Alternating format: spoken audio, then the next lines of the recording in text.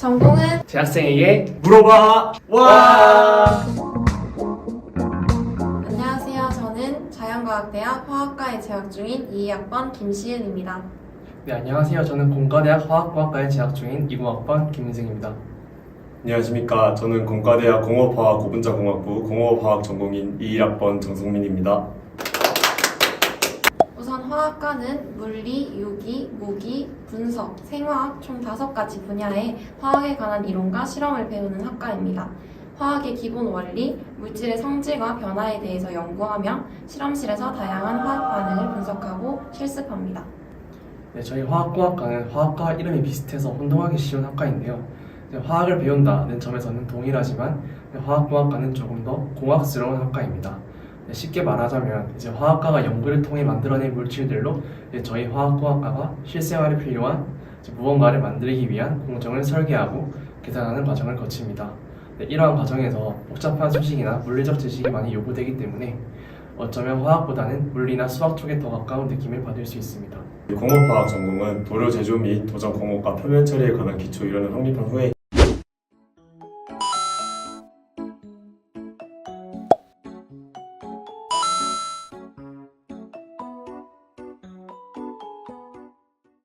실무에 필요한 지식을 습득하고 응용 기술을 연마하여 각종 중화학 분야인 가전이나 자동차, 조선 및 제철 분야, 철 구조물인 산업 플랜트 분야 등의 공업 제품의 부가가치를 향상 위해 고급 표면 처리들에 대해서 배우는 전공입니다. 네, 그럼 혹시 다들 자신의 전공을 선택한 이유가 따로 있을까요? 저는 이제 누나들이 화학 전공이어서 그런 영향도 좀 많이 받았고, 그 대학 입시하면서 저희도 이제 과를 찾아보잖아요. 그런 거 하면서 이제 공업화학이라는 전공에 관심이 생겨서 생각하면서 좀 그렇게 된 것 같아요. 저는 고등학교 시절에 과학 실험 수업을 굉장히 재밌게 들었던 경험이 있었는데 직접 화학물질을 합성하고 그 변화를 관찰하는 과정이 흥미로웠기 때문에 또 교과서에 나와있던 실험뿐만 아니라 저만의 실험을 설계해서 그 실험을 직접 새로운 결과를 도출해내서 하고 싶다는 생각에 화학과를 선택하게 되었습니다. 네, 그럼 고등학생 때 화학 원 과목 배우셨나요? 네. 당연하죠.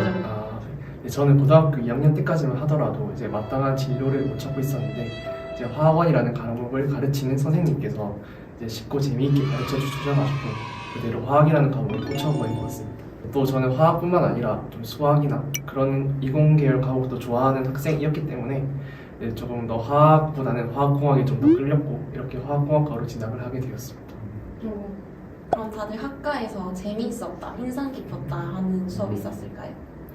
제가 인상 깊었던 수업은 유체역학인데요. 유체역학 뭘 배우는 과목인가요? 간략하게 말씀드리면 이제 유체, 그러니까 흐를 수 있는 물질들이 어떻게 이동하는지에 대한 학문인데요. 여기서 등장하는 부력이나 점도, 마찰력, 그리고 베르누이 법칙과 같은 물리적인 지식들과 또 나비의-스톡스 방정식 같은 복잡한 수식을 공부하다 보면 이제 내가 마치 물리나 수학과에 온 것 같은 느낌을 받을 수 있습니다. 하지만 유체역학은 이제 화학 통정학에서 다루는 데 있어서 이제 기초적인 지식을 쌓을 수 있는 학문으로 이제 어렵지만 반드시 거쳐가야 할 숙명과 같은 과목이라고 할 수 있습니다. 무엇보다 유체역학을 가르치는 교수님께서 이제 강의력이 너무 좋으셔가지고 수업이 제일 인상 깊었던 것 같습니다. 저도 그렇게 생각하는 게 교수님의 강의력이 좋으면 저한테 인상이 되게 깊게 남더라고요. 제가 이번에 복학을 했는데 그때 첫 수업이 분석화학이었는데 그때 교수님 강의력이 너무 좋아서 아직까지 생각이 나는 것 같습니다. 저도 이 과목 들었어요. 분석화학을요? 네. 어떠셨어요? 저는 열심히 듣긴 했는데 아, 좀 어려웠던 기억이. 네, 맞습니다. 저도 좀 어렵긴 했는데 분석학은 이제 분석하고자 하는 시료에 존재하는 성분을 분리하거나 그 성분이 무엇인지 확인하고 또 상대적인 양을 측정하는 방법을 다루기 때문에 어려웠던 것 같습니다. 저도. 조금 더 쉽게 설명해 주실 수 있을까요? 이제 쉽게 말하면은 당뇨병 환자들이 이제 이 혈당을 재잖아요. 자가혈당 측정기가 그 쉬운 예인데 자가혈당 측정기는 혈액에 일정한 전압을 가해서 혈중 포도당을 분해하면서 생성된 전자로 전류의 세기를 측정합니다. 그리고 이를 혈당 수치로 환산하여 인간 혈당을 측정할 수 있습니다. 저는 아무래도 화학과에서 인상 깊었던 수업이라고 하면 실험을 꼽을 수 있을 것 같습니다. 저희 화학과는 1학년 때부터 매 학기마다 실험 수업이 있는데요. 저는 그 중에서도 분석기기를 다뤘던 실험이 굉장히 기억에 남습니다. 저희가 직접 합성한 물질을 분석 기기를 통해서 분석을 하게 되면 물질의 구조나 성질 등을 파악할 수 있습니다. 이러한 기기들은 실험 수업이 아닌 이상 접해볼 기회가 많지 않기 때문에 더 인상 깊었던 것 같습니다. 일상생활 속 화학 전공 내용은 요즘 날씨에 필수인 자외선 차단제를 예시로 들 수 있습니다.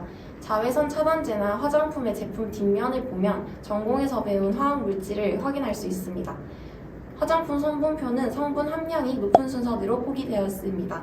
성분표의 첫 번째부터 10번째 원료를 확인하게 되면 그 화장품이 어떤 원료를 주로 사용하는지 파악할 수 있습니다. 이를 이용하면 나에게 맞는 적절한 화장품을 찾는 데 도움이 됩니다. 그러면 시은 씨는 선크림 살 때 원료를 다 확인하시고 사나요? 근데 저는 그냥 베스트셀러로 삽니다. 네, 그럼 저는 일상생활 속 화학공학이 사용되는 예시로는 이제 저희 자동차를 생각하시면 되는데요. 네, 우선 타이어에 사용되는 고무와 그리고 기름, 그리고 도로 위의 아스팔트 모두 원유를 정제하여서 만들고 있습니다. 네, 또한 차 내부의 에어컨과 히터와 같은 냉난방기에서도 여전달을 낮추거나 높이기 위한 전문 지식들이 요구됩니다. 네, 그리고 요즘 트렌드인 전기차의 배터리 역시 전기화학적인 지식을 기반으로 많은 화공 엔지니어들이 힘쓰고 있습니다. 저희 공업화학 같은 경우에는 일상생활 속에서 아주 중요한 역할을 하는데요.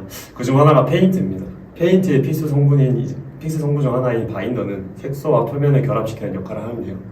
이 바인더는 합성 수지, 아크릴, 그리고 이제 폴리우레탄 등 다양한 화학 물질로 만들어지기 때문에 이 물질들의 합성과 조합에 대해 공업화학적 측면에서 배우고 있습니다. 네, 여러분 만약 이 영상을 보고 그 부경대 화공 왔다고 저한테 말씀해 주시면 제가 후배님들을 위해서 부경대에 맞춘 포커스를 보여드리겠습니다.